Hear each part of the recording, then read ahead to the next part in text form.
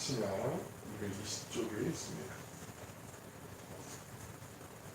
사도행전 18장 24절로 28절의 말씀을 봉독해 드리겠습니다. 알렉산드리아에서 난 아볼로라 하는 유대인이 에베소에 이르니 이 사람은 언변이 좋고 성경에 능통한 자라. 그가 일찍이 주의도를 배워 열심으로 예수에 관한 것을 자세히 말하며 가르치나 요한의 세례만 알따름이라. 그가 회당에서 담대히 말하기 시작하거늘 브리스길라와 아굴라가 듣고 데려다가 하나님의 도를 더 정확하게 풀어 이르더라. 아볼로가 아가야로 건너가고자 하므로 형제들이 그를 격려하며 제자들에게 편지를 써 영접하라 하였더니 그가 가매 은혜로 말미암아 믿은 자들에게 많은 유익을 주니 이는 성경으로서 예수는 그리스도라고 증언하여 공중 앞에서 힘있게 유대인의 말을 이김이러라. 아멘. 복된 주님의 날 주의 전에 오신 여러분 모두 그리고 온라인으로 예배드리는 모든에게 주님의 은혜와 평강 함께 하시길 축원합니다. 지난 주일에 우리는 사도 바울의 2차 선교여행을 여정을 이제 마무리 짓는 장면을 함께 나누었습니다. 2차 선교여행을 서둘러 마치고 이제 본인이 파송되었던 그 수리아 지역의 안디옥 교회로 돌아가는 여정 가운데 갱드리아라고 하는 그 지역에서 바울이 이제 머리를 깎게 되잖아요. 우리 한번 지도 한번 잠깐 볼까요?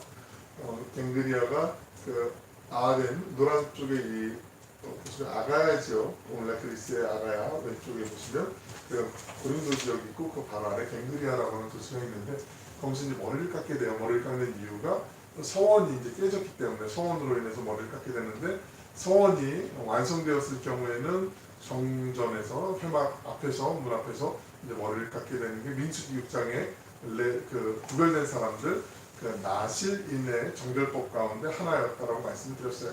서원이 중간에 깨졌을 경우에는 성전으로 오면 안 되고 그 깨진 장소에서 7일을 머무르는데 그 7일째 되는 날 그곳에서 머리를 깎고 서둘러서 성전이 있는 예루살렘에 와서 거기서 하나님 앞에 제사를 드려야 그 서원이 깨진 것도 이제 다 완결이 된다라고 지난 시간에 말씀드렸어요.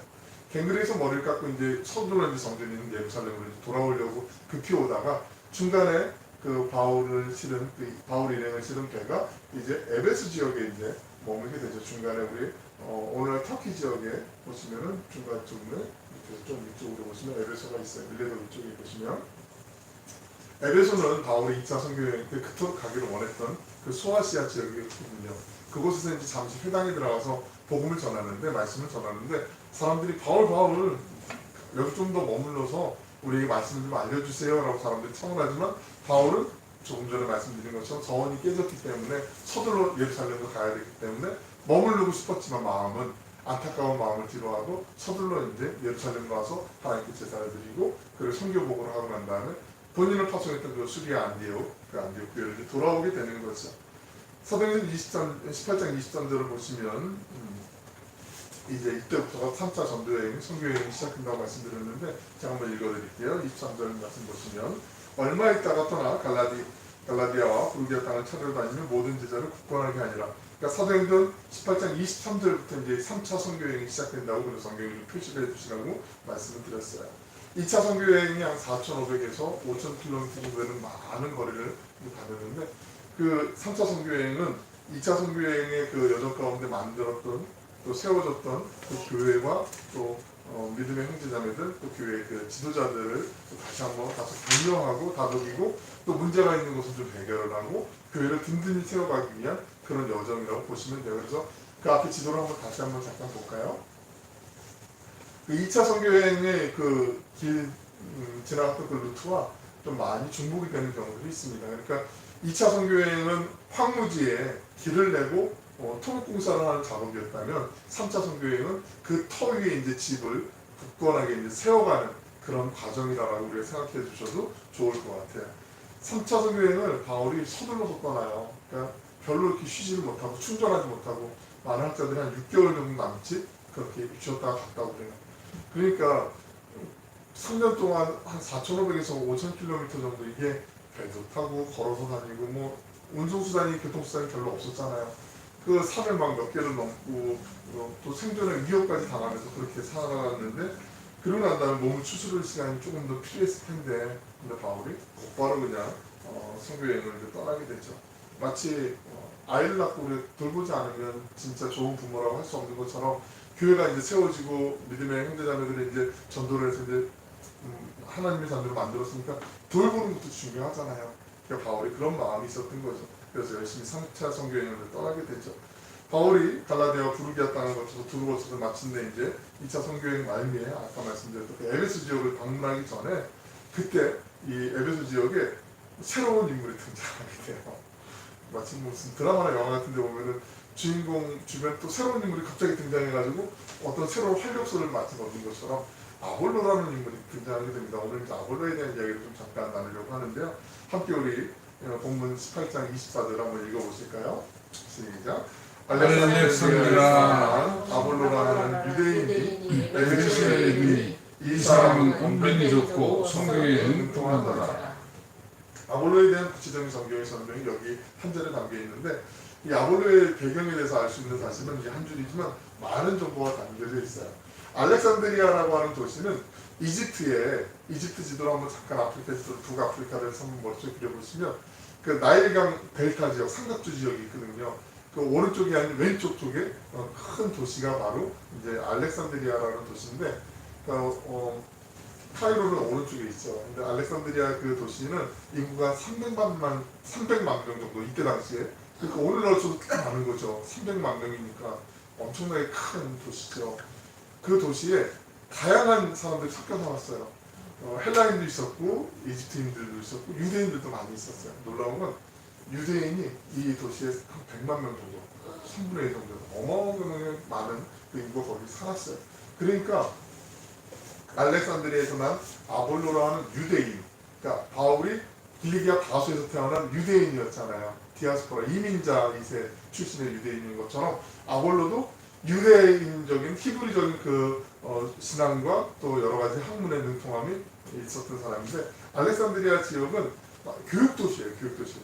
그러니까 미국을 예를 들면 우리나라도 예전에 뭐 청주, 뭐 공주 이런 데 교육도시 유명했잖아요. 강릉도 뭐 서부학교에 있었고 그랬지만 미국의 뭐 정치 경제 뭐 이런 것들에 앞서가는 도시는 뭐 워싱턴 DC나 뉴욕을 뽑겠지만 학문에 있어서만큼은 가장 최고의 도시라고 꼽을 수 있는 게 보스턴이잖아요. 거기 하버드도 있고 뭐 아이비리그 좋은 학교들이 거기 이제 많이 있으니까 알렉산드리아가 그런 곳이었어요. 이때 당시에 가장 최고의 도서관 대학이 바로 이곳에 있었고 그리고 동서양의 문화와 문물이 교차되는 지역이기 때문에 새로운 학문들도 많이 있었고 헬레니즘과 그리고 다양한 그때 당시에 이제 나타났던 학문들이 막 이렇게 유대주의와 같이 아까 100만 명이나 되는 유대인들이 있었다 보니까 거의 섞여서 요즘 뭐 이게 통섭적인 하나를 이제 합쳐져서 아우르는 이런 퓨전 학문들이 많이 이제 요즘 각광받고 있고 유행하고 있는데 이미 이때 당시에 헬레니즘과 유대주의가 같이 섞여서 새로운 학문을 만들어내가는 그런 작업들이 이 도시에서 있었어요. 그러니까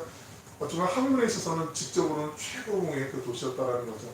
그리고 또 한 가지는 이 사람은 언변이 좋고라고 얘기하는데 언변이 좋은 게 그냥 말 잘한다, 말재주가 있구나 이 정도가 아니에요. 헬라의 철학, 문화 이때 당시의 관습은 수사, 웅변하고 말을 하는, 전달하는 걸 최고의 학문으로 봤기 때문에 수사학에 능통했다는 건 수사학만 했던 게 아니라 천문학부터 시작해서 두루 모든 방면에 학문적인 어떤 최고의 스펙을 갖고 있었다라고 얘기하죠. 그래서 성경에 능통했다, 이거는 능통했다라는 말은 그냥 쉽게 쓰는 말이 아니고요. 성경, 구약 성경을 얘기하잖아요. 능통했다라고 얘기하는 정도는 구약 성경은 한 거의 80% 이상을 외웠다는 얘기예요. 오늘날 우리는 성경을 이렇게 찾기 편하게 이렇게 좋은 또 무슨 뭐 스마트폰이나 뭐 태블릿 PC로도 이렇게 쉽게 찾을 수 있지만 이때 당시 성경은 잘 아시지만 양의 가죽, 양피지라고 하잖아요. 양의 가죽을 길게 넓게 이렇게 펴가지고 그걸 잘 건조해서 거기다 이제 붓을 이제 쓴단 말이죠. 만약에 실수해서 틀리게 되면은 그걸 버리거나 아니면 뭐 잘 또 오려가지고 붙여가지고 이렇게 쓰거나 이렇게 해서 이걸 두루마리 형태로 이렇게 보관을 했어요. 긴 봉 같은 거, 왜 그 밀대 같은 거 있잖아요. 칼국수 같은 거 밀대. 그런 밀대 같은 거에다 이 양피지를 말려갖고 이제 찾아야 된단 말이죠. 그러니까 예를 들어서 시편 67편 뭐 그러면은 이 중간에 이제 시편을 막 풀러가지고 찾아가지고 이렇게 있고 해당해서 막 이래야 했단 말이죠. 그러니까 양피지 하나의 부피도 상당히 컸고 아니면 또 하나는 이제 파피루스라고 하는 우리 왜 갈대 있잖아요. 수수깡 같은 거. 그 갈대 같은 거 좀 크고 길이가 한 3m까지 자라는 보통 한 1.5m에서 그 정도로 나이가 주변에 많이 있었던 파피루스라고 하는 수수관 같은 게 있거든요. 그거를 우리 아주 작은 왜 그 오죽헌 같은 데 보면 이렇게 검은 대나무 가느다란 거 있는 것처럼 거기 약간 마디 이상으로 좀 큰 거, 그 안에 보시면 수수깡인데 삼각뿔 모양으로 되어 있는 길다란 이 안에 알맹이 같은 게 있어요. 그거를 얇게 이제 슬라이스해서 잘라가지고 왜 우리 씨줄 날줄처럼 배틀처럼 이렇게 켜켜이 하고 이걸 콩콩콩콩 좀 쪄요. 그리고 햇볕창이나 그늘에 살짝 말리면 이게 종이가 돼요. 파피루스 지가 바로 그렇게 되거든요. 근데 이게 쉽게 이렇게 쓸 수 있지만 잘 번져요. 그래서 글씨를 써도 작게 쓸 수가 없고 좀 알아볼 수 있게 쓰려면은 이것도 성경 하나 기록하려면 한 권이 엄청나게 분량이 많아지거든요. 그러니까 성경에 능통했다라는 건 성경을 거의 통째로 외웠다는 얘기예요. 그러니까 몇 장 그러면 잔들들들들 이렇게 나올 정도로. 그러니까 말씀 한번 다시 한번 넘겨볼까요? 그 앞에 말씀.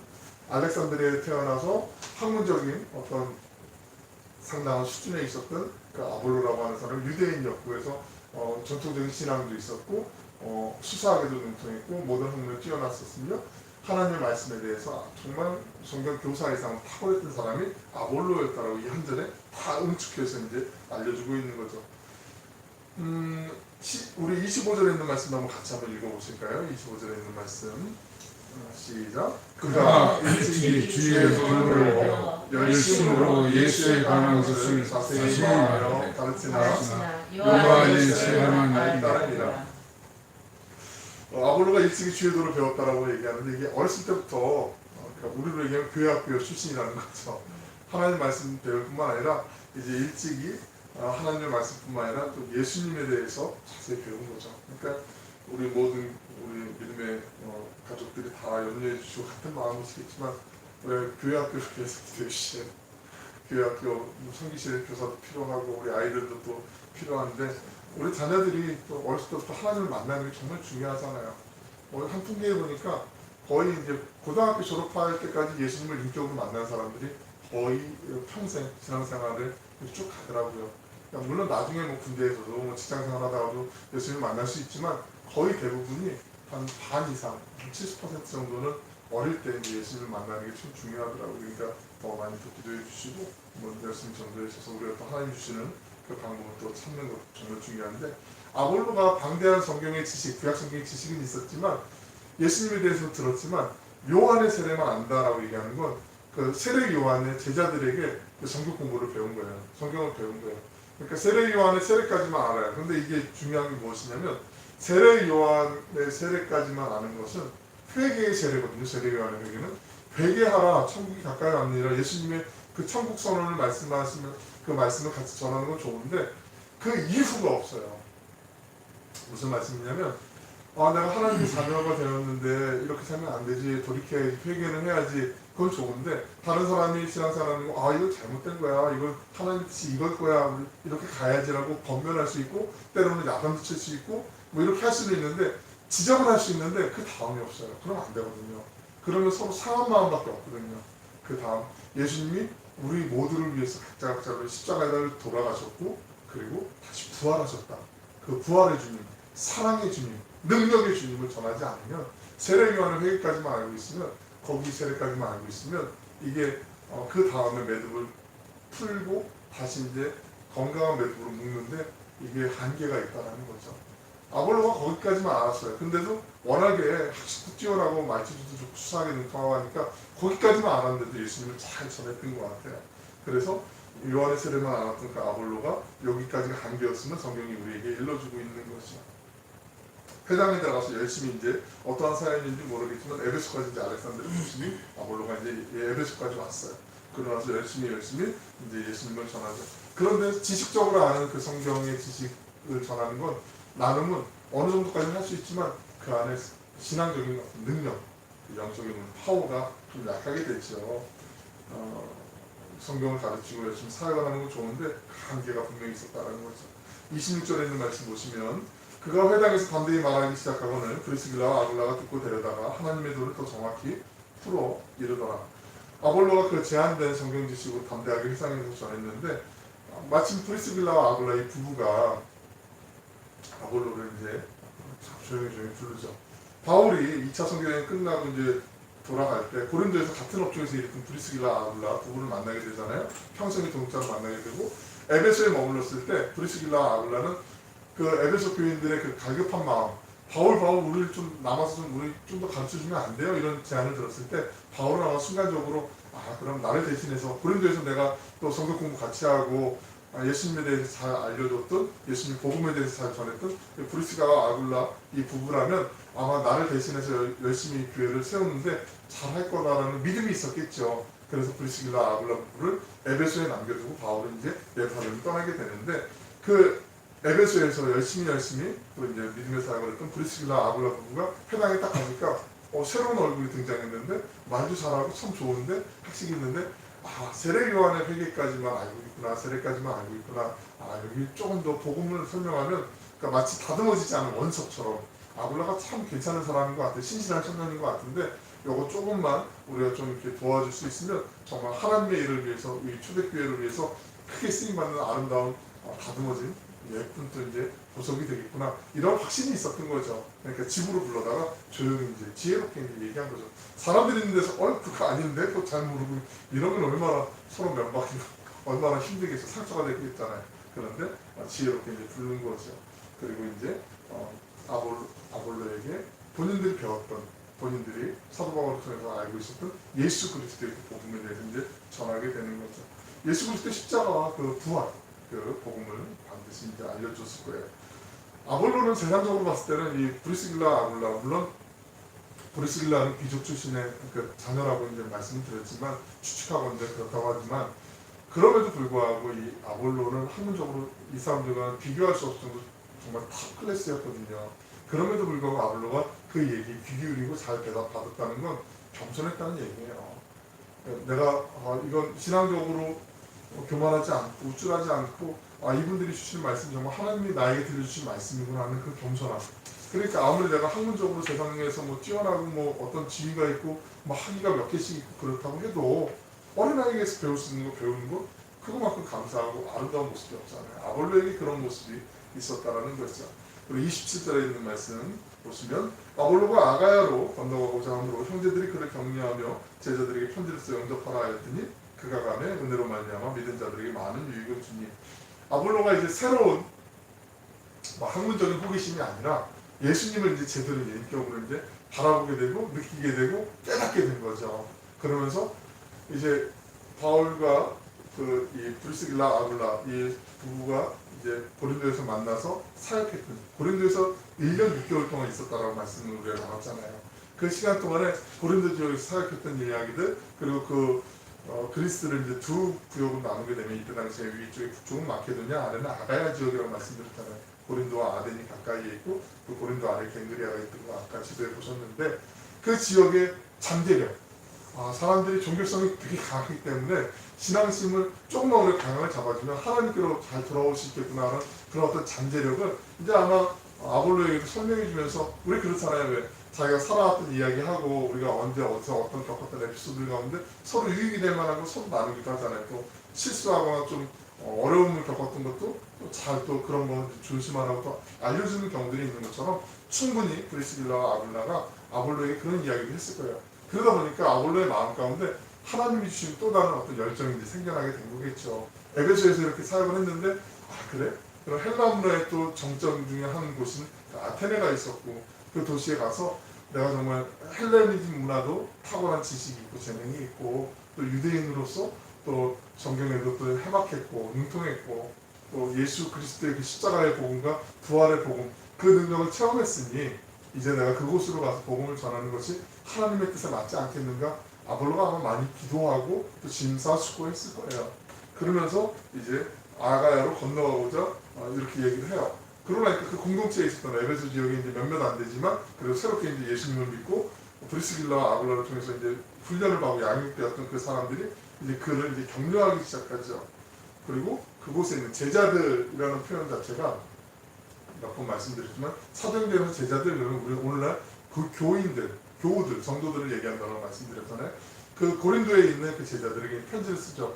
우리 여기 에베소에서 알렉산드리아에서 태어난 아볼로라고 하는 청년이 이제 그쪽으로 갈 건데 이 사람은 정말 대단한 사람이고 예수님을 신실하게 믿는 좋은 사람이니까 여러분 잘 좀 이 사람을 대해주시고 지켜주시길 원해요 라는 이런 내용의 편지를 아마 썼을 거예요. 그리고 나서 그쪽으로 넘어가서 이제 사람들에게 가자마자 이제 마음속에 하나님 주신 그 사명이 있잖아요. 영혼을 생각하고 영혼을 바라보면서 도와줘야겠다는 그 마음을 갖고 이제 열심히 전하게 되고, 그리고 말미에 보면 많은 유익을 주었다라고 그렇게 이야기를 해요. 이게 영어 성경에는 great help라고 나와 있는데 엄청난 도움을 주었다라는 거죠, 그 사람들에게. 그래서 우리가 어떤 사람을 또 전도하거나 복음을 전할 때 또 전도하고 또 양육까지 할 수 있으면 좋지만, 또 대부분의 경우는 또 전도도 하지만 또 다른 분이 또 그분을 또 맡아서 또 양육도 하고 또 그분이 또 이제 세례받고 하나님께로 더 나아갈 수 있도록 그렇게 과정마다 하나님 필요한 적재적소에 또 필요한 사람들을 또 세워주시는 거 아닌가. 그 바울이 그런 고백을 하잖아요. 분당 고린도 교회 편지에서 나는 심었고 아볼로는 물을 주었으되 자라게 하시는 이는 하나님이시라고 그런 고백을 하는 것처럼, 하나님이 또 우리의 달란트, 우리의 재능, 우리의 은사들을 그때그때마다 하나님 뜻에 순종하고 하나님을 위해서 쓰고자 했을 때 하나님이 그렇게 아름답게 협력해서 선을 이루시는 줄로 믿습니다. 아볼로에게는 가르치는 은사가 있었던 것 같아요. 그래서 그 가르치는 은사를 갖고 열심히 가서 사역을 하고 또 교회를 세우는 일에 또 최선을 다했어요. 어떤 사람을 또 하나님의 말씀으로 양육하고 또 인도한다라는 거, 이게요 하면 할수록 그 속에 하나님 주신 은혜를 맛볼 수 있어요. 그러니까 전도 이거 나 이거 부담스러워서 듣는 걸 못하겠네 이런 마음도 누구나 들어요. 그러니까 안 되는 게 이상한 거죠. 그런 마음 들 수밖에 없어요. 그런데 그래도 이 좋은 걸, 이 귀한 걸, 우리 예수님 만나고 결국 우리 인생의 어느 순간인가는 하나님이 부르시는 순간들이 다 누구에게나 있는데, 그때 내가 사랑하는 사람이, 지인이, 가족이 하나님께로 가면 얼마나 좋겠어요. 그건 제일 좋은 거 아니에요. 이 세상에서 제일 좋은 선물인데, 내가 그것을 위해서 작지만 그래도 한번 잘 기도하시다 보면 하나님이 알맞은 또 방법도 주실 거예요. 그러니까 그렇게 한번 우리 복음 전하는 일에 또 한번 기도하시면서 영혼을 구원하는 일에 쓰임받는 우리 모두가 되기를 바랍니다. 우리 28절 말씀 한번 같이 읽겠습니다. 시작. 이는 성경으로서 예수의 그리스도라 증언하여 공중 앞에서 힘있게 유대인의 말을 이기리라. 물론은 신앙인들을 양육하고 세워가는 일도 잘했지만, 교사처럼 일도 잘했지만, 또 반대에 또 예수님을 모르는 사람들에게도, 불신자들에게도 전도하는 거 잘했어요.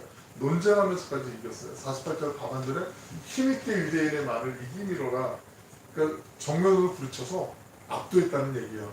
논리적으로 말로 아볼로를 따라올 사람이 아무도 없었다라는 거죠. 근데 겸손함으로 그렇게 당당하게, 하나님 살아계시는데 무슨 소리야? 예수님 돌아가시고 부활하시고 예수님 믿는 믿음으로 우리를 하나님이 자녀 삼아 주셨는데 이 편치 않은 진리를 갖고 말장난할 수가 있겠어? 뭐 이런 식으로 어떻게 했는지 모르지. 저도 궁금한데 단호하게 그렇게 복음을 전했다라는 거죠. 그리고 다른 게 없어요. 아무리 좋은 여러 가지 양념을 친다고 해도 재료가 좋아야 좋은 맛이 나는 것처럼, 성경으로서 예수는 그리스도라고 증언하여 우리의 최고의 무기는 말씀이잖아요. 하나님의 말씀. 그거는 충분한 거 아니겠습니까? 다른 아무리 좋은 이야기거리가 있다 할지라도 하나님의 말씀밖에는 없어요. 그 말씀으로 나아갔다는 거죠. 예수님 성경을 파고 파면 만나는 건 예수님밖에 없잖아요. 성경을 아무리 많이 읽었는데 예수님 말고 다른 게 생기면 예수님이 나올 때까지 좀 보셔야 되고 묵상하셔야 되잖아요. 주님의 말씀 내발에 지금 내기를 비치라고 10편 110편 105절에서 분명하게 말씀하고 계세요. 우리가 이 세상을 살아갈 수 있는 힘과 지혜는 다른 데 먼 데 있지 않습니다. 하나님의 말씀 안에 있습니다. 말씀이면 충분한 줄로 믿습니다. 우리가 이 한 주간 살아갔을 때 하나님의 말씀 좀 더 사랑하고 묵상하고 암송하고 그 말씀을 또 곡조에 실어서 만들어 놓은 찬송들 많이 있잖아요. 찬송을 많이 부르세요. 흥얼거리시고 속으로라도 이렇게 부르시면 좋을 것 같아요. 그 가운데 하나님이 성령께서 우리를 만져주시고 인도해 주시는 선하신 능력이 있습니다. 아볼로처럼 어디서나 힘있게 복음을 전할 수 있고 성령의 충만한 기름 부으심 속에 예수님의 성품을 닮아가면서 선으로 악을 이기는 우리 믿음의 형제자매들이 선한 일꾼들이 우리 교회 통해서 많이 일어나길 기대하고 기도하고 있습니다. 그리고 하나님의 영광이 우리의 삶의 자리마다 가정마다 충만하게 임하는 행복한 한 주간 되시길 주님의 이름으로 축원합니다. 기도하겠습니다. 사랑하는 풍성하시고 자비로우신 아버지 하나님, 하나님께서 아볼로를 통해 많은 사람을 하나님의 말씀으로 양육하고 신앙의 깊이를 더할 수 있는 도구로 사용하셨던 것처럼 우리 사랑하고 축복하는 오늘 교회 모든 믿음의 가족들을 기억하여 주셔서 예수 그리스도의 십자가와 부활의 복음을 제대로 배우고 새기며 주님의 말씀에 힘입어서 다른 사람들, 아직 주님께로 돌아오지 못한 영혼들을 인도하며 성숙한 그리스도인으로 세워가는 일에 우리가 선한 도구로 쓰임받기를 원합니다. 하나님께서 붙잡아 주시고 우리를 사용하여 주시옵소서. 우리에게 주신 그 하루하루가 당연한 시간들이 아닌 것을 잊지 않게 하여 주시고 주님께서 허락해 주신 시간과 건강과 모든 것들 감사함으로 주님 앞에 또 주님의 뜻을 위해서 살아갈 수 있도록 은혜 베풀어 주시길 원합니다.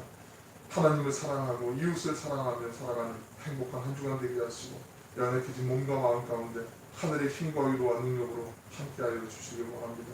그래야 다음 주에 만날 땐 이번 주보다 더 행복한 또 복된 주일로 기대하며 또 주님 앞에 감사하며 나아가게 하시고 혹여라도 우리의 뜻과 계획, 생각이 아니라 하나님의 또 다른 뜻과 섭리가 있는 것도 언제나 기억하면서 주님만을 갈망하며 하나님께로 성품도 한 걸음 나아가주는 우리 모든 믿음의 가족들이 되게 하여 주시옵소서.